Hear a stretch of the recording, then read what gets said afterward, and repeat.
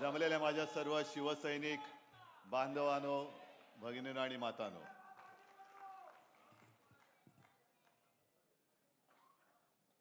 मला नाही वाटत की असं भाग्य दुसऱ्या कोणत्याही नेत्याच्या नशिबी लाभलं असेल.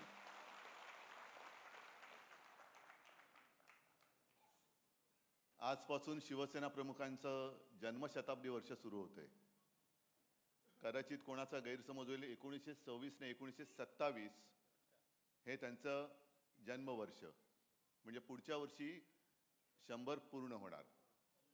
आजपासून त्या जन्मशताब्दी वर्षाला सुरुवात झालेली आहे. आणि या सगळ्या काळामध्ये अनेक चढ उतार आपण सर्वांनी पाहिले, अनुभवले. मगाशी राज पण आला. आम्ही दोघांनी आमचं बालपण एकत्र गेलं. आणि एक गोष्ट खरी आहे की आम्ही वादळामध्ये खेळत मोठी झालेली मुलं आहोत.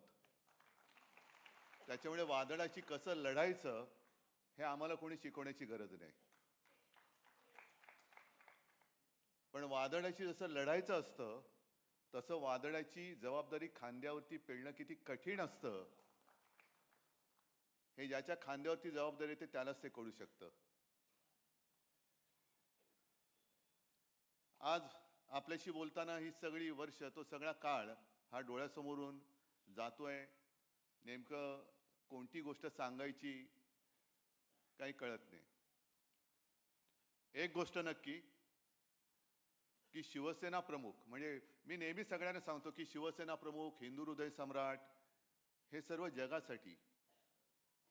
साहजिकच आहे, माझी ओळख माझे वडील म्हणून त्यांच्याशी पहिल्यांदी झाली.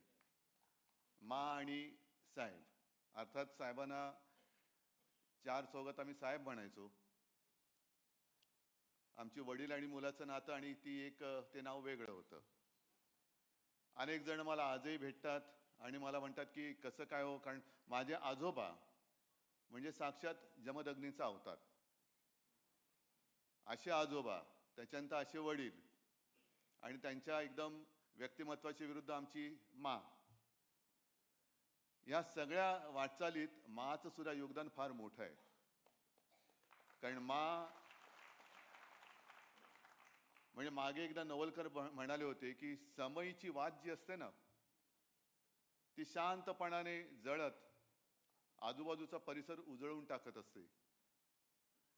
पण तिच्यातली जी आग असते, ती आग ती स्वतः सहन करत असते. तशी माझी मा ही शांतपणाने संपूर्ण घर सांभाळत होती.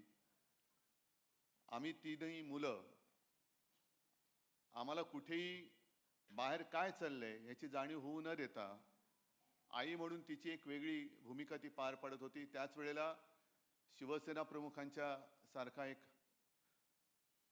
पती, त्याचं घर सांभाळणं, प्रबोधनकारांची सून म्हणून त्यांना सांभाळणं, हे सगळं कसं काय होतं, काय झालं काही कळत नाही. आणि मग म्हणजे मी तुम्हाला सांगत होतो की अनेक जण आजही भेटतात आणि म्हणतात की बाळासाहेब आणि प्रबोधनकार म्हणजे काय हो, घरी तुमच्या काय कसं वातावरण होतं. म्हटलं तुम्हाला कल्पना नाही की प्रत्यक्षात हा माणूस कसा होता. राज मगाशी जे बोलताना सांगत होता, घरामध्ये आजोबा आणि वडील आणि आम्ही मुलं आणि नातवंड असंच ते नातं होतं.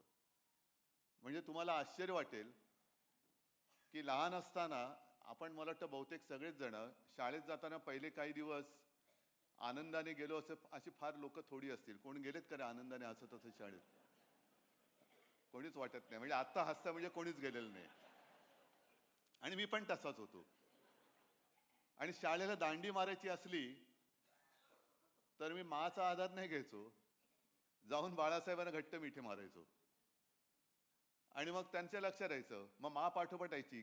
मग विचार काय नाही, वेळ होत चालली, शाळेला जायचं अजून तयार होत नाही. जाऊ दे ग, एक दिवस शाळेत नाही गेलं तर काय होते. अर्थात त्यांच्यासाठी ते बरोबर होतं, कारण त्यांना स्वतःला